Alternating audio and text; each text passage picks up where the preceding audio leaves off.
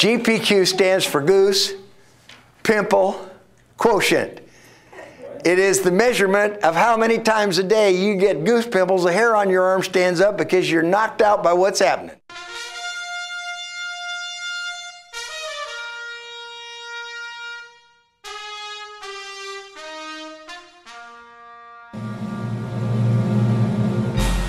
I want you to think for a moment about what it is you most want in this world for you, and I want you to write it on that 4x6 card. Go. The humor. He's great. He's funny. He's inspirational. Every great profession has a passion for what it does. Well, he's always so inspirational and brings a great message, and you always walk away with something positive. Use your memories. Do not be used by them. If you've never seen the movie Arthur with the little drunk guy in it, you need to get that for this class, because some of the stuff he said was incredible. Don't you wish you were me? I know I do. Man, he's riding in the car with a hooker, man. He's, don't you wish you were me? What he's saying is if they cast the lead in the story of your life, you wouldn't get the part. We'd hire somebody to play you. Because when your friends say, how you doing? You say, I'm doing the best I can. The fact is, nobody's doing the best they can. We're pretending. We're bit part players in a life that was chosen for us. All right, tell me why young people kill each other in gangs. And it just came out of me. I said, language is the diet of a nation. How we speak is how we become. Español es muy importante en America y todo el mundo ahora. If you speak somebody else's language, say it in a way that they look at you and go, you didn't get all the words right, but you care about my culture. And we would not have battles. When Sharon and I did the seminar for Donald Trump, he watched all the little things that people did and didn't do in his company. When he was in bankruptcy, we were the ones chosen to go and help bring him out of that bankruptcy. Emotionally, I want to be happy like I've always been. I keep a little place for being sad because I'm a hopeless romantic too, and sometimes we need to be sad. I wrote a hit song once before most of you were born, and that came out of something that happened that made me feel sad.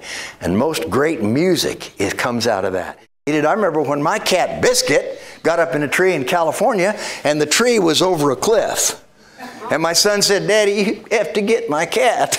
I said, honey, I'm not going to that tree. I could get killed doing that. We're talking divorce, and he's got his bag packed. He's leaving. I finally said, I'll get help. And I called the fire department. The fire department said, Mr. Cox, we haven't gotten a cat out of a tree for years. How old are you? I said, I'm 19. The guy in the fire department said, Mr. Cox, calm down. When was the last time you saw a cat skeleton in a tree?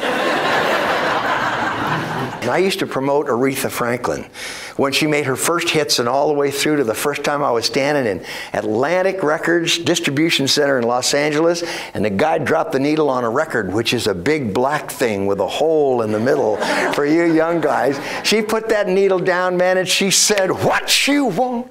You know I got it, man. Everybody in the place was dancing, and I knew it was going to be the biggest hit she ever had. She was so great. Watching her on national television, watching her watch Joss Stone, I knew that we have a new star coming. You say, you know who she is? She's incredible. And the fellow said to her, Joss, tell us how you became so successful at such a young age. She said, well, my father said to me, Jossie, if you have something that you really want, you need to write yourself a letter and then keep it with you wherever you go. And she said, I've got it right here. She's going to be one of the biggest stars that ever walked. Why not do what she does and write your dreams, keep your dreams with you, and use them? So you know who Randy Travis is? Mm-hmm. Yes or no? Yes. He's a country singer, right? And he's got some really good songs. I'm gonna love you forever. Mm-hmm. But he's got a really good song that suits us in a room like this, in which he sings, I ain't lived forever, but I've lived enough. And I've learned to be gentle, and I've learned to be tough. I found only two things that last till the end. One is your heroes, and the other's your friends. Because your heroes will help you find good in yourself, and your friends won't forsake you for somebody else. They'll both stand beside you through thick and through thin. And that's how it goes with heroes and friends. But if you spend all of your time running away from your fears, you have none left to run after your dreams. And all that we talked about up until this moment is a waste of our time. He's right out front, in your face, and does a wonderful job. He's provoking my brain to work again. That we don't see things as they are, we see things as we are.